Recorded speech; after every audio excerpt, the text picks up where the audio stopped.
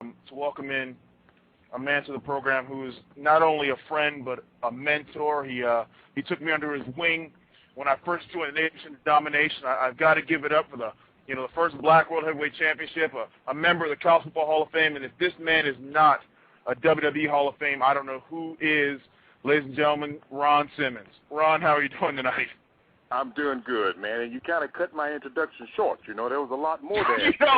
I didn't have time. My notes are short. I cut it all off there. I'll take that, though. That's fine. Oh, okay. Just wanted to bring you on the program here tonight. Talk about a little bit. Everybody knows, and we won't stay on this too terribly long because it's a very sad thing. But the recent passing of Andrew Martin, Test. If you could share with us a quick couple stories you have about Test, that'd be great. Well, no, he and I traveled down the road a little, and he obviously was just starting not long after I'd been up in WWE. So, my time knowing him was very brief, because he came in, I think he stayed maybe a year or two up in New York, and he and I had some matches together, and he was a very good guy, man, very, very talented in the ring, and a very good person outside of the ring. And it's just very unfortunate, of what happened. And I'm sure he'll be surely missed, man. He's a very good guy. Absolutely. Also on the program here, a couple co-hosts here. I've got the Juicin' Jobber, which I love that name. Thank you. How you doing, Ron? All right, the Jobber. The Juicin' Jobber. You gotta love it. Yeah, where was he when I was in the ring? Heck, I would have loved to beat the hell out of him. I'd gladly step in the ring with you and let you do whatever. It'd be an honor. How you doing, Jobber? I'm doing all right. I mean, all things considered, just trying to stay positive. That's good, man. What can I help you with, brother? I'm gonna pass around some of the boys here, and just fire off some questions. I'm going to chime in there and ask Ron. Y'all started off. Ron, we all know you were a Hall of Famer in college. Then you quickly left University of Florida, Florida State, which I'll get back to you later on. Hey. I was trying to call you a Gator. You're a Seminole, I know. And I'll get back to Florida State in a second. But how quickly after you left football did you realize wrestling was going to be your path?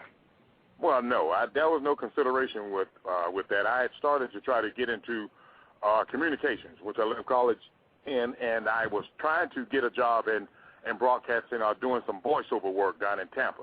But unfortunately, I couldn't work my way in as quick as I needed to because I needed to earn some money right away. So I took a job working at the detention center in Tampa, Florida, and Hiro Matsuda's training facility was right behind the detention center where I was working. I had no idea of that because I didn't know of or even thinking about getting into professional wrestling.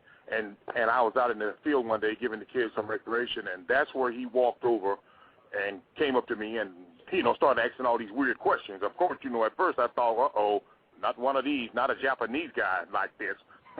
When he started touching me and all this crap, right? So he said, hey, you look like you're in good shape. I said, well, yeah, man. Hey, what's this going to? Where's this leading to, So he said, no, I'm a professional trainer, professional wrestlers, and you look like you would be in good enough shape to try to give it a shot. I said, no, man, forget it. I've had enough physical stuff with football. And he said, how much you're making here? I said, not much. He said, you can double it.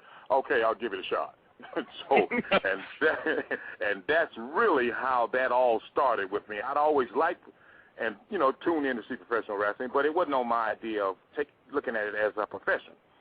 But of course the money, like it does with most of us, catches our attention, and it did. But I can tell you, once I went over, I quickly changed my mind because he nearly beat me to death, and I thought I'd gone through a lot of tough things in the ring. In football.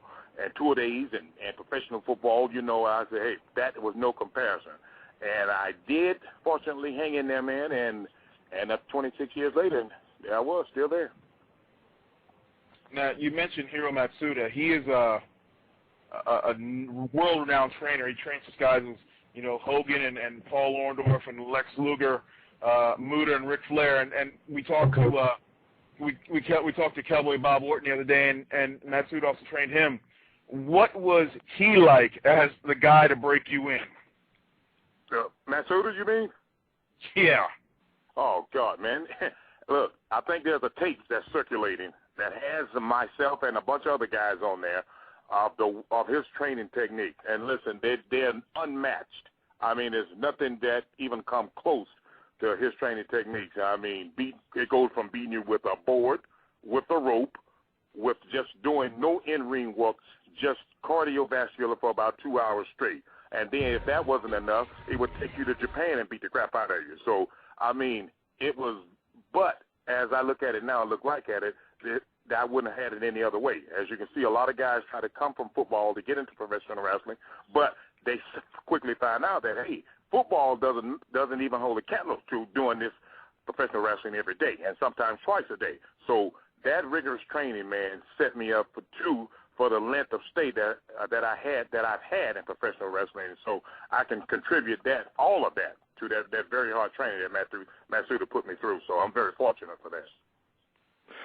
Definitely. By the way, my name's JT Evans. I wanted to welcome you to the show, and I have a question for you. Yeah, sure, Jay. Okay. My question for you is, with all the, passings in wrestling, what do you feel that we could do to maybe help wrestlers so that we don't lose so many? Because I'm an indie worker myself, and, even though I don't know these guys close, being a worker still hurts me seeing all these passings. And, hey, unless you got some magical powers and can play God, that's the only way you can stop it. No one else can. I mean, the only thing you can do, nobody can oversee anybody 24/7. I mean, guys, myself included, hey, we're adults in this. We know what's good for you and what's not.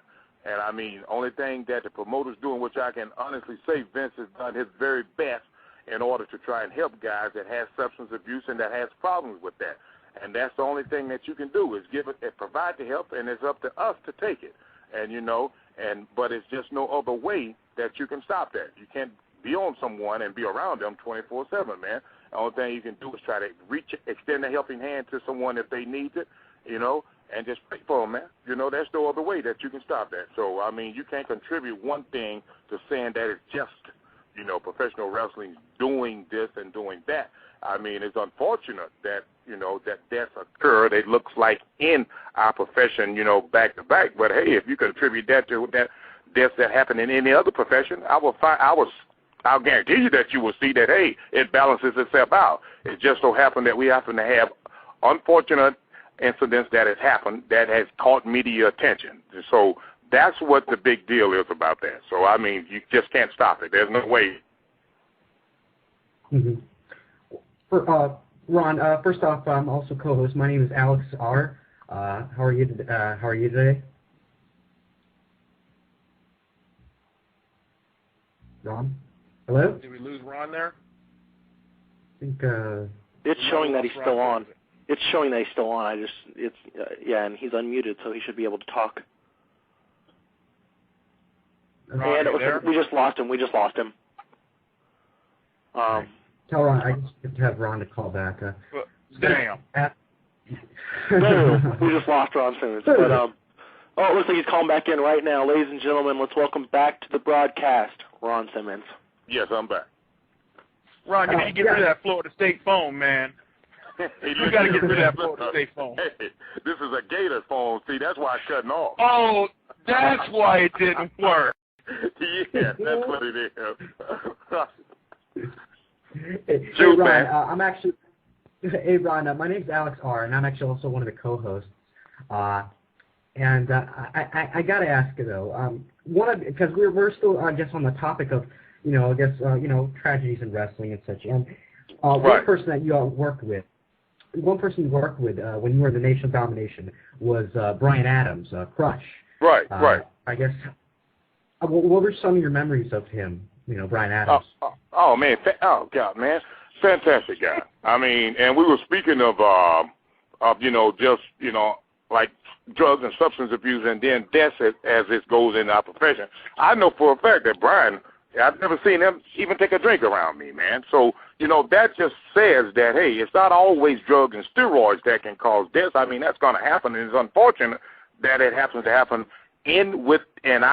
when the death occurs in professional wrestling, that it gets blown up. it's because I can contribute a lot of it to being in the spotlight and on TV. But Bryan Adams was a very good guy. He was a very good talent, and I love to be around him. He was very cooperative in everything we did, you know. And as D-Lo knows, I can speak for all the guys that was in the nation. You know, we all got along well. That's why it was such a successful group, you know. But Bryan, he was a very good guy, man. I love working with him. Mm-hmm. Definitely. Now I guess I'll ask a question here just to hey guys, remind me to tell you a great Ron Simmons crush Bryan Adams story later on when we have a little time, because you'll laugh your heads off. But you know, I'm going to go from I guess from one story to another. I keep bouncing back to the real world, and Ron, your alma mater of Florida State there is making a little news down here in the state of Florida. Now you've been placed on 4 years probation, and the entire university is going to have to vacate wins across the board, including 14 wins by your mentor, Coach Bowden. Oh. What's your feeling on that? Because you know man, you know what? I really am, and to be honest with you, I'm really in shock. You know, I cannot believe that, because having played under him. And I'm honestly telling the truth. It is not just because I played under him that I'm speaking up like this.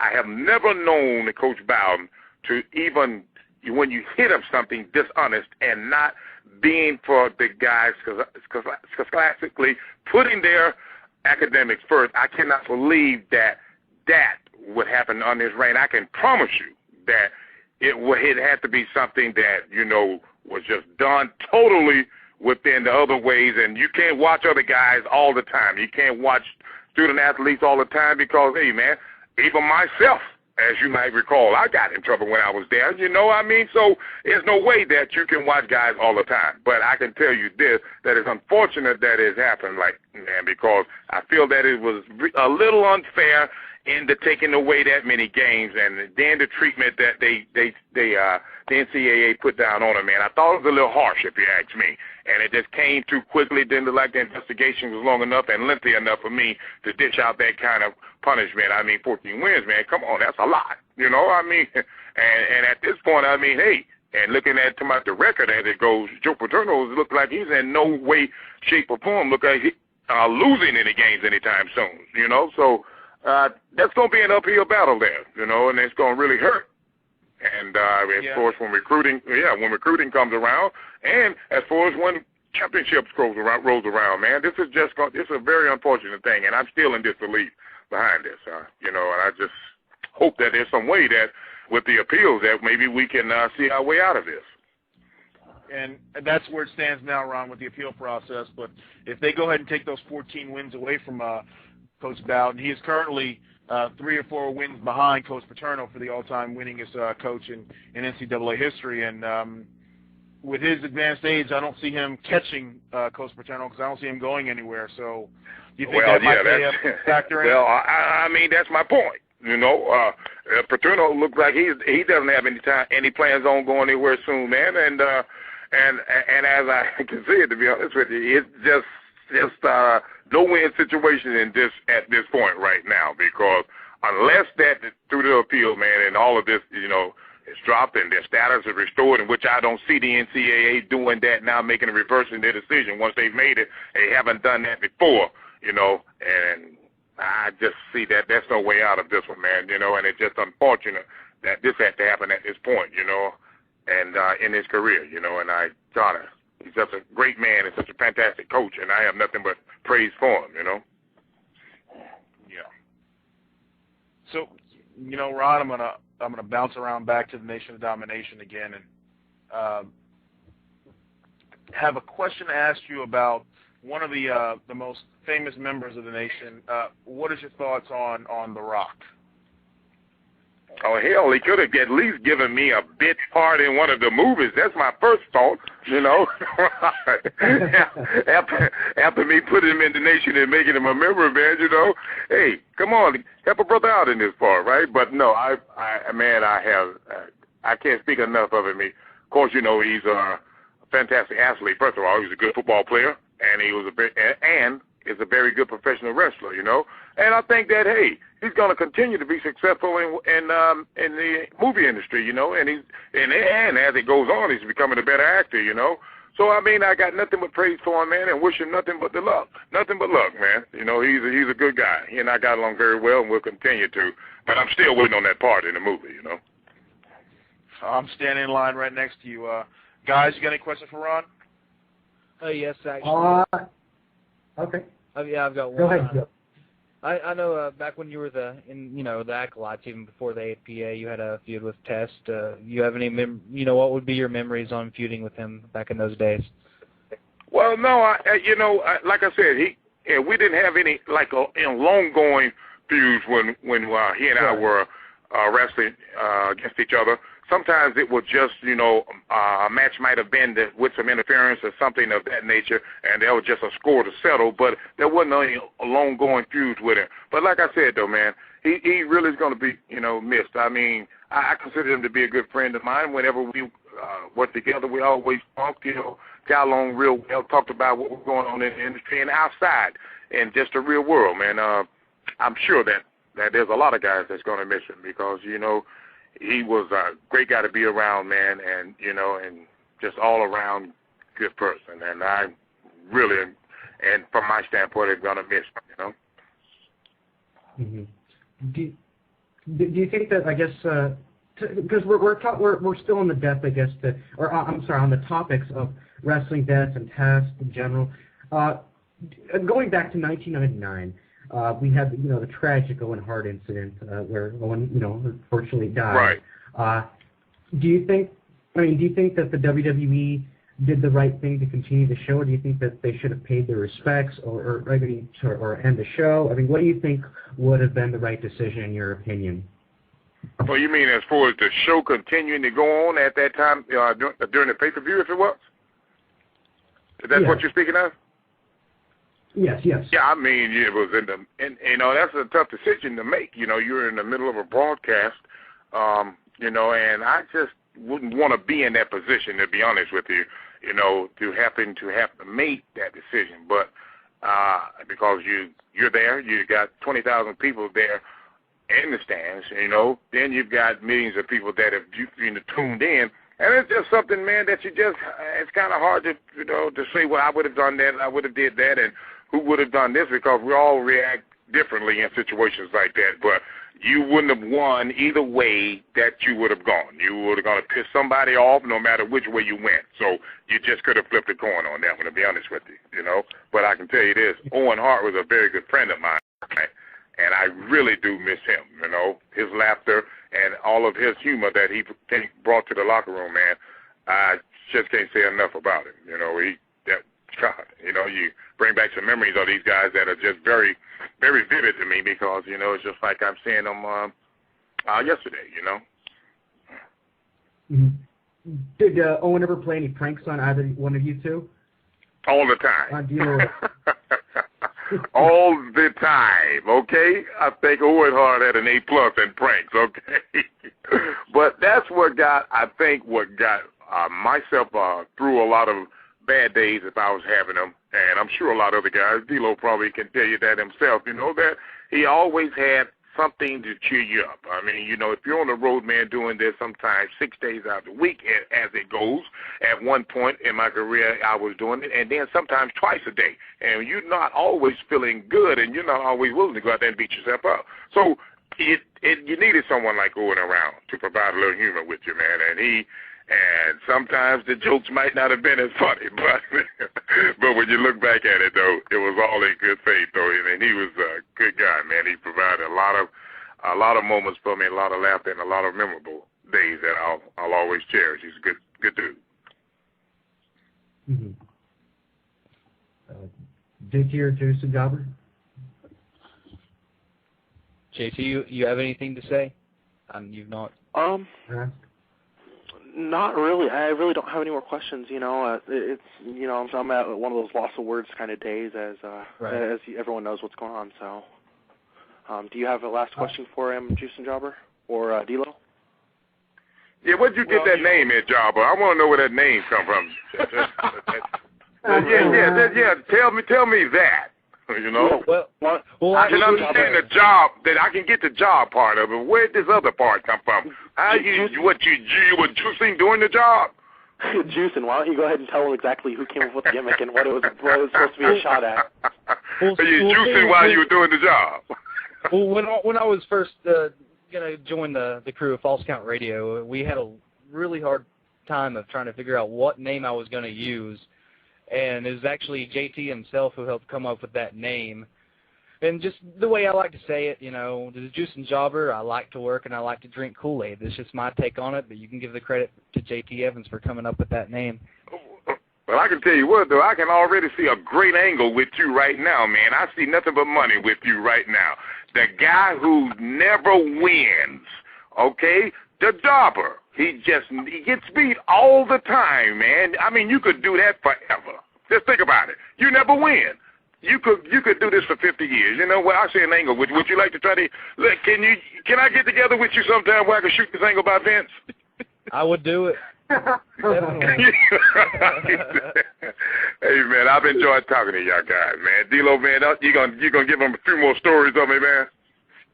I'm gonna give them a few more stories as soon as you get off the air. But Ron, I just want to thank you from the bottom of my heart for coming on and spending a few minutes with the boys here, and I truly appreciate it. And I'll give you a shout tomorrow. Not a problem, man. I thank you all for having me on, man. And watch that Jobber, man. He might juice. He's coming right after me. Okay, man. Take it easy, buddy. All right. Thank you, Ron. Thank you so much.